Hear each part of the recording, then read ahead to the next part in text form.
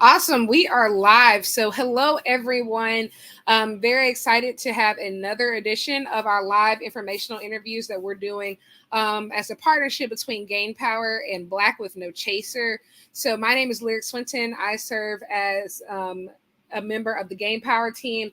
And I'm so happy to be able to talk with all the great employers that we have on our site about all the great jobs that they're posting in our Career Center and to allow a lot of members of our progressive community to learn more about the opportunities that are available heading into the 2022 midterm elections. So, we're going to, for those of you who don't know about our organizations, Gain Power is a collaborative multimedia platform for the values shared by the community of activists and professionals working to impact democracy, elections, and advocacy. Gain Power is an organized networking space and professional development program, as well as offering career opportunities and marketing events dedicated to promoting and celebrating individual creative change makers, organizations, and campaigns seeking democratic and progressive change and justice. Our mission is to demystify, democratize, and diversify progressive politics through programs and collaborations like this. The Gain Power Career Center currently has over 400 jobs posted, and we've had over 1,500 employers posted in the last year. Many of you might be familiar with us from our Jobs That Are Left listservs that has pushed out tens of thousands of jobs throughout the progressive space, but we do way more than that, including this. And so our partner, Black with No Chaser's mission is to encourage and empower people in our community to think Black and live Black unapologetically. Black with No Chaser is a disruptive and inclusive media outlet and digital consultancy company that influences Black culture. They focus on social justice and activism through news, politics, entertainment, and business to ultimately educate, organize, and mobilize Black people. And so, without any further ado, we're going to just jump straight into the guest that we have today. And so, our guest is Cannon Roberts, who's the education director for Rideshare2Vote Aware. So, hello, Cannon. So nice to see you today. Glad that you can join us. Hi, thanks for having me. I was really glad to be on. So, could you just tell us a little bit about yourself and your organization? What do you do? Well, first of all, what is Rideshare2Vote Aware? And secondly, what do you do at that organization? Absolutely. So Rideshare2Vote Aware is the nonprofit arm of Rideshare2Vote. So Rideshare2Vote has been around for since 2018, and their mission is to work with candidates and give rides to the polls. And so what we do on the nonprofit side is we still keep that core mission of offering rides to the polls. We do free rides to the polls. We recruit volunteer drivers. And then we do a GOTV effort to get people out. And we focus on low propensity voters. They're often the ones that need the ride, because one of the reasons they're probably low propensity is that a lot of states make it very hard to vote. And so we're trying to fix that. So what I do is kind of the other project we do along with giving those rides, and that is running our paid internship program. And it's really important to us that people know that we pay our interns for the work we do. And so, as you said, I'm the education director, so I'm over the curriculum. I work with the interns and mentor them. And so what I do, and what we're trying to do with these interns, is create community leaders where they are. And so we are operating in 9 different states. This includes Texas, Georgia, Florida, Ohio, Virginia, North Carolina, Nevada, Arizona, Michigan, and I missed one, and I don't remember because I went through too quickly. So, but we're operating in these states, and we try to focus on finding interns in those states. We've had interns from all over the place. We've had great interns from California and Idaho, and places where we're not necessarily operating in. And so we do take whatever interns want to work with us, but we try to find these in the communities where we're already working. And then we just help them become community leaders. And so we do things like teaching them how to network, and how do they get involved in their community? How do they start making those connections? When they do show up to a community event, how do they act? Like, how do they meet people without being weird or feeling like they're being weird? And so we focus on that. We focus on that networking, that community outreach. And then on top of that, we do communication skills, we do fundraising, we do volunteer recruitment. And so we try to give them all the tools they need to be community leaders, to be activists, and to after they leave our program, to work with campaigns or even run local campaigns. Like, that's our goal that we want them to do. And so my part is about 10 weeks that I work with them, train them on this. This is going to be our first session where we're doing it during a midterm, so that's going to be really interesting. Like, they're going to have to really hit the ground running this time. And then after they do that 10 weeks, they're given the opportunity to go over to the LLC side and work with them for 14 weeks. And that allows them to see how a big GOTV effort actually operates. And they get to work with each of our department heads, so they can see that whole operation. And then at the end of it, we have been able to offer most of the interns who have, well, and I won't even say most, we've been able to offer all of the interns who have completed our program and are interested in a job. We've been able to offer them those jobs. And so this is more than just, hey, we need somebody who can stuff envelopes and make phone calls. This is a full program where we're trying to create community activists and leaders, give them the tools they need that they don't often gain in other places.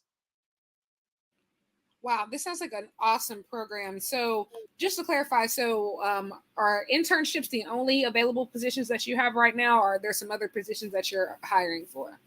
So right now so at this moment, it is just the internships. That is going to change in the next coming weeks. We are going to need more people who can, at least on a part-time basis, do more of our GOTV efforts. And so like I said, we do that full GOTV effort and make the phone calls, send the text messages out, get people on the ground.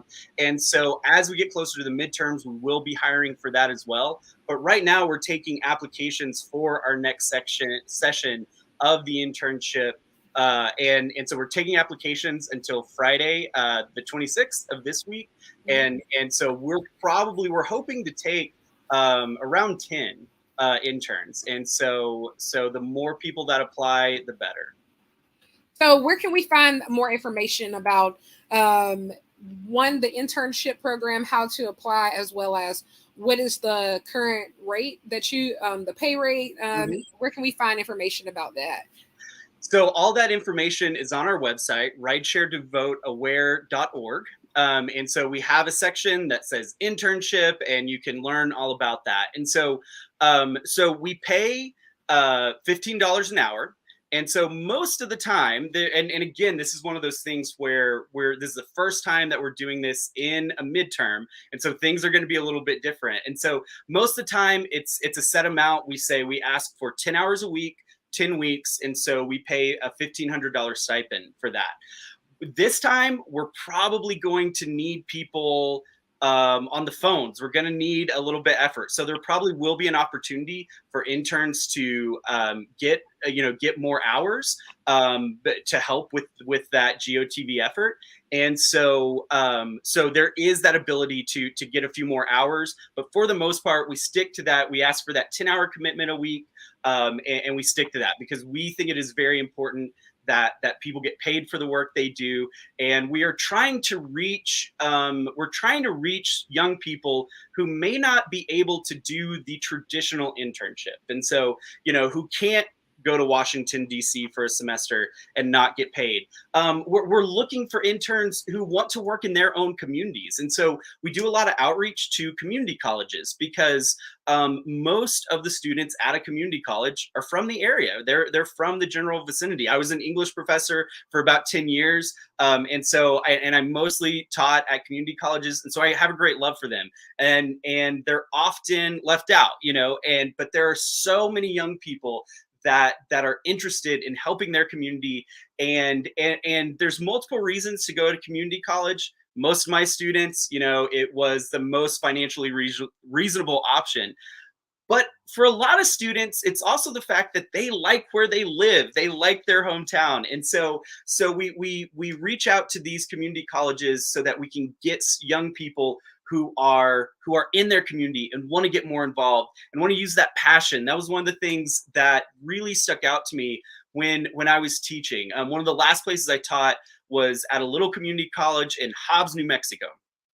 And I had these students that were very passionate, that wanted to see change, but they would talk about it either theoretically or more like on a national level. And when you talked about the possibility of them changing the town of Hobbs, New Mexico, they were like, that is not going to happen.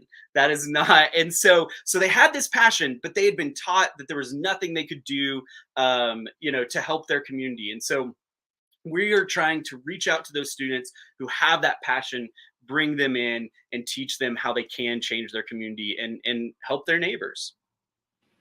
I think that that's very powerful, specifically in our space. Like, a lot of people are always assuming get to DC, but we really need people working in our own communities, specifically young people, staying in their own communities, retaining that talent and building. And so I think that what you all are doing in that regard, reaching out to community colleges, is very awesome. And I think it's consistently a very overlooked space. Mm-hmm.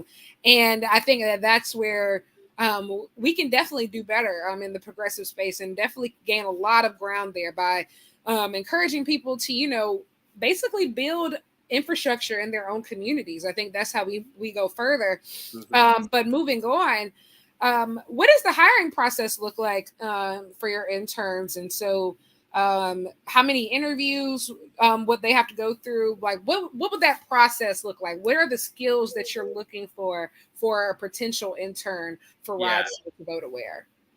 So the process, we try to keep it simple, but in keeping it simple, it's a little chaotic, but that is okay, because sometimes with having interns from all over the country, the program can be chaotic. So we need to know that people can operate in this realm. And so what we do, and again, I worked with college students for a long time.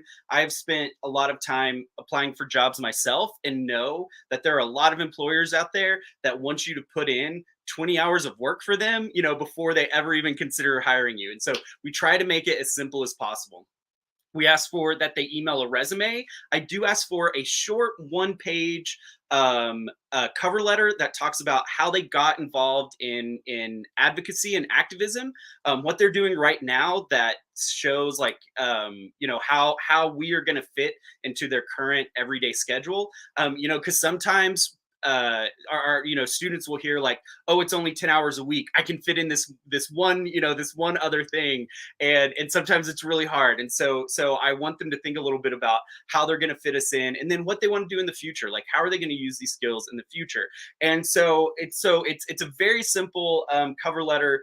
When I talk to interested interns in person, I tell them like 20 minutes, like that should be all that you need to spend on it. We're just looking that you've thought through this a little bit. So they email that, and then we do a group interview, and it's very unique. Our founder, Sarah Kovich, she likes these group interviews, and so we kind of throw out questions and we let them answer and see how they respond. What we're looking for is that people are collaborative, for one. We're looking to see, we're making sure that we don't have that person that's going to interrupt every time, that's going to disagree every time, because we're throwing things out, and we do a lot of like group brainstorming, and so we want to make sure that they're collaborative. We want to make sure that they're willing to kind of jump into things and when they're not really sure. And so a lot of the skills that we're teaching them are new things, and I would talk to my students about this when I was teaching college. I would say, look, we're trying to create new knowledge. Like, a lot of times we go through life and we can rely on what we've already done, what we've already known. I was like, we're looking for new ways of doing things. And so a lot of times the kind of the assignments, the projects that I give the interns to work on, they've never done anything like it. And so I really try to prepare them for that. I really try to help them as much as I can. And then but then they kind of got to jump in, head first, and they just got to try. And they have to understand that when we give them these projects, we're not going to throw them out into the deep end. We're going to make sure that they have a safety net, to mix my metaphors, so that if it doesn't work out, if it doesn't work the right way, we're going to help them. That's the whole point. But there needs to be a willingness to just try. And so when we do these group interviews, we can kind of get a feeling of who is willing to do that, who is willing to jump in, and try and be collaborative. And if they, if the answer isn't, if they answer quickly and then they're like, ooh, that wasn't really the answer I wanted to give, are they willing to kind of pivot and rethink? And so that usually lasts for about an hour and a half. And then we make the decision, and we try to bring on as many of the interns as we can. And usually we tend to bring on probably about 60 to 70% of those that apply. Like, some of them, after they do that group interview, hear a little more from us, they're kind of like, maybe this wasn't what I thought. And other times it's and sometimes it's just amount of like, what is our funding, and then what states are they in. And so if they are in a state, or we've had interns apply from other countries, which like American citizens, but who are studying in other countries, and that's great, and it's really exciting. But that does tend to make it hard to coordinate. And so we do need to get everybody together. And so those are usually the reasons why we don't take interns, which is not, it's never been lack of experience. It's never been anything like that. Like if this is the first step people are taking into activism and organizing, that's perfectly fine. Just show us that you're passionate, that you're willing to work, and we'd love to have you. Great. And so, what does the word diversity mean to your organization? How many, is it hiring, a diverse staff a priority for your organization? Like, how many women and staff of color can you think of, like, that are currently working with your organization? Yeah. So I will say, like, as a demographic representation, I'm not a good representation of our organization. So I'm very happy about that. I am one of 2 white men, I think, that works for both sides of our organization. And so diversity in the work that we do, diversity is very important. We are a mostly female organization. And so we like all I'm one of the only, I think me and Richard were the only male department heads. We have a couple of male organizers, but we are largely mostly women. And I do not think that was a purposeful choice. I think we took the best candidates we got, and that happened to be women. And with some of the stuff that I'm talking about, collaboration and outreach, like, I don't think that's necessarily surprising. In terms of our interns, we do look for a diverse intern base. And so all of our interns during the summer were all people of color. And again, that was not necessarily us purposely making that effort. That was the kind of outreach we do. And I think the way our inclusive nature of our organization, those are the students and the young people that are kind of drawn towards us. And so, because what happens a lot of times is, like, we were talking about those Washington, DC internships. Those were created for rich white kids. And so again, like, we are trying to catch the people who are left out in other areas. And so, most community colleges, they tend to have higher percentages of students of color. And so when we reach out to community colleges, we're also reaching out to more diverse groups. And kind of, I feel like a lot of those outreach efforts that we do specifically for interns are into communities where there is a higher percentage of people of color. Then with our rides that we do, with our GOTV efforts, we do the same thing. We are purposefully reaching out to the low propensity voters and to communities of color who are often looked like often forgotten. And that's kind of one of the purposes and one of the roles that our organization plays, is that we reach out to the voters that a lot of people ignore. And so I am in Lubbock, Texas, and it is a very interesting place. It's very conservative, but I have seen that experience where our communities of color get blamed when we don't get the person we want into office. But when you look at the turnout, that is just the narrative that's being perpetuated. And so we understand that it's not a matter that it's a matter of that narrative. It's a matter of who's telling that story. And so we reach out to those groups that often get overlooked, because that's what we're here for, and they're the ones that we really want to be able to practice that right to vote. Agreed. And I have one final question for you. So, what attracted you to your organization, and why do you believe that other people should be attracted to the work that you all are doing? That's a great question. So in 2020, I was running a congressional campaign out here in West Texas. And one of my interns, Trayvon, he connected with Sarah Kovich, the founder. And he called me one day and he was like, I got to get you connected with her. I think y'all would get along. The work they do is really exciting. And so I had been talking to a community leader here in Lubbock, named Sandra, who she tries to take people to the polls. Like, she tries her best, but she is one person. And so, I knew how long. I knew that she dedicated days, to taking people, and she goes to some of the housing authority, and just 3 people at a time, would take them. And so I knew that offering rides could be a game changer, and then along with that, with the GOTV they have, we did not have the setup as a congressional campaign, that we broke records for the amount of money that we raised, but we didn't even raise $100,000. And so, we didn't have the money to set up the digital infrastructure. And so Rideshare to Vote already had that. And so they were able to do the GOTV effort that we weren't going to be able to do. They were offering something. And that's another thing, whether it is about whether people want to volunteer to make phone calls, or if they want to work with us as interns, as part-time phone bankers. One of the things that I think is really appealing that tends to get overlooked in Rideshare to Vote is that when we call someone, we offer them something first. We say, we want to give you a ride to the polls. We want to give you a free ride to go vote. And that totally changes the conversation. We don't have as many people get upset with us. We don't have as many people yell at us, because rather than saying we want something from you, we want you to support this person that you've never heard of, we are simply saying we want to help you. Can we help?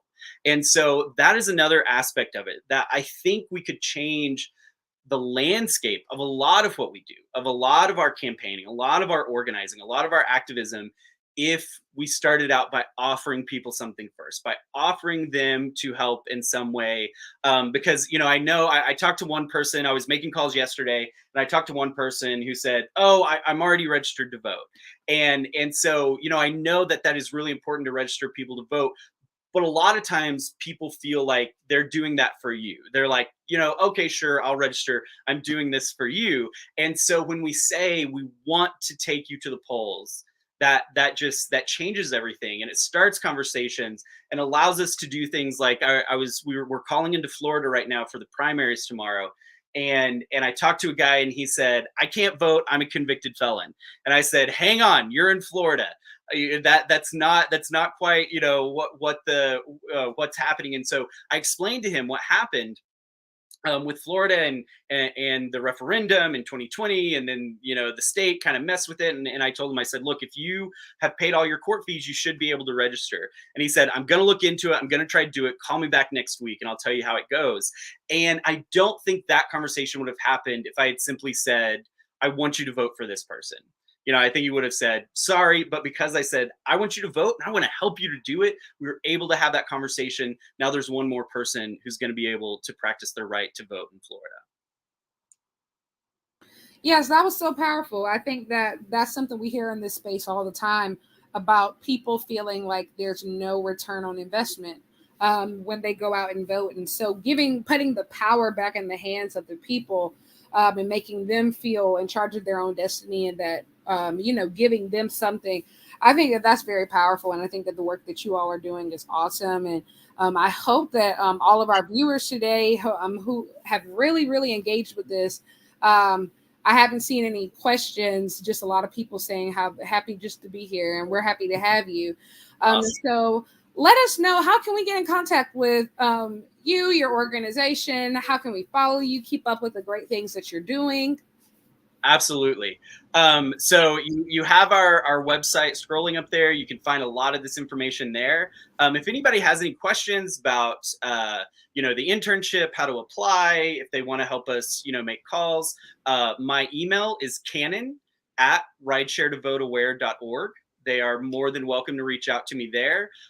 We have a Facebook page, Rideshare to Vote Aware. We're on Twitter and Instagram as Rideshare to Vote I believe. Nope. On Instagram, we are Rideshare to Vote A. On Twitter, we are R2V Aware. So we couldn't get all the same names that we needed. But if you find one, or if you go to our website, you'll be able to get to the other ones. And so we're the most active on Instagram. So I'd really encourage people to find us there. Great. And just a brief interlude for those of you who have not seen our career fair over the last week. Not career fair, our career center over the last week. We had some featured jobs from our career center in our Friday newsletter. And those came from Scale for Change, Black Voters Matter Fund, as well as America Votes. Each of these organizations are hiring for multiple positions that include anywhere from a program director to a GOTV director to data manager, and so many other things around so many other battleground states throughout the country. So if you have a chance, if you're looking for some work, or if you know somebody who is, go check some of these organizations out, in addition to Rideshare to Vote Aware.